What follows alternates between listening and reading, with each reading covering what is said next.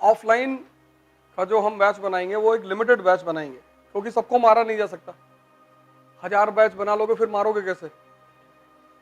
फिर वो 1000 लड़के यूनियन बना लेंगे। यहां पे रिजल्ट लाने के लिए हिंसा का वर्ण करना पड़ेगा।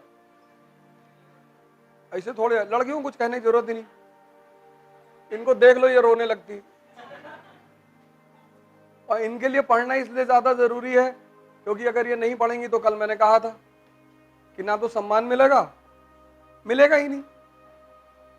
तुम अगर ना कानून और संविधान के भरोसे रहोगी तो कुछ नहीं होगा, तुम्हें पढ़ना पड़ेगा। और वो मौका मिला है, जहां तुम्हें नहीं समझ में आए तो तुम बताओ आकर। इतने सारे टीचर है यहाँ पे, उनसे मिलो, उनसे बात करो। तुम्हें कोई भगा नहीं रहा है, तुम्हें कोई डांट नहीं रहा है। और टीचरों से बहुत कम मिलो, काम निकालो, खत्म।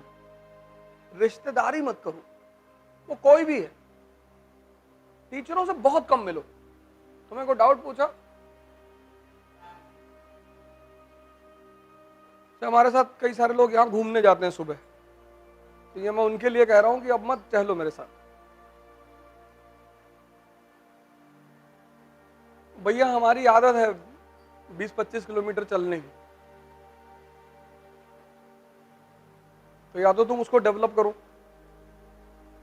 फिर आओ। इसलिए तो पहले पेरेंट्स जो होते थे, अब तो बहुत कम मारते पेरेंट्स अपने बच्चों को। पहले माँ, पिताजी, टीचर निकाल के बाबूजी जूता 20-25 जूता मार दिए, एकदम फ्रेश दिमाग पड़ रहा है, एकदम कोई दिक्कत नहीं। आज तक वैसी मेडिसिन बनी ही नहीं। टीचर यहां मारते थे, यहां, ये पूरा एक्यूप्रेशर का पॉइंट होता है ना, तो टीचर यहां मारते थे कि यहां मारेंगे तो फिर यहां खुलेगा। आज कर टीचर कहीं कान पे मार दिए, कान का पर्दा फट गया। इसीलिए तो सुप्रीम कोर्ट ने रोक लगा दी कि बच्चों को कोई मारेगा नहीं स्कूल में। ऐसे थोड़ी मारा जाता है, यहां मारो। वो कहते थे हाथ आगे कर लो, नहीं बहुत मारेंगे। एक पड़ती थी और उसके बाद आदमी दूसरा दूसरा दूसरा, अब नहीं करेंगे सर, दूसरा। और घर पहुंच के शाम को होमवर्क की कॉपी अपने आप निकल आती थी, कल बहुत मारेगा बदतमीजी है। और सबसे बड़ी मजेदार बात यह होती थी कि हम घर पे नहीं कह सकते। अगर हम घर, जैसे आज के बच्चे घर पे कह देते तो माँ बाप तुरंत स्कूल पहुंच जाते हैं। हमारे यहां केस उल्टा था, अगर हम घर पे कह दिए तो और मारे गए।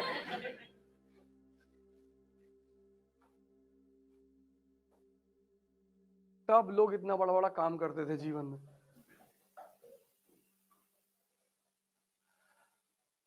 मास्टर साहब साइकिल से घूमते थे, कभी कभी घर पहुंच गए, पूरी सांस अटक जाती थी कि अरे भगवान। अब तो पेरेंट टीचर मीटिंग होती है, उसमें सिर्फ बच्चों की बुराई करते हैं। हाँ लड़का पढ़ता नहीं, ये वो है, पीछे बैठ के खाना खाता रहता है।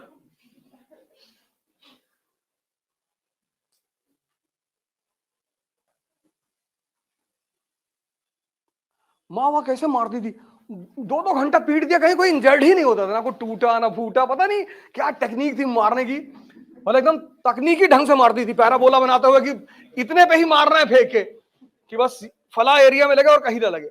गजब की प्रैक्टिस थी।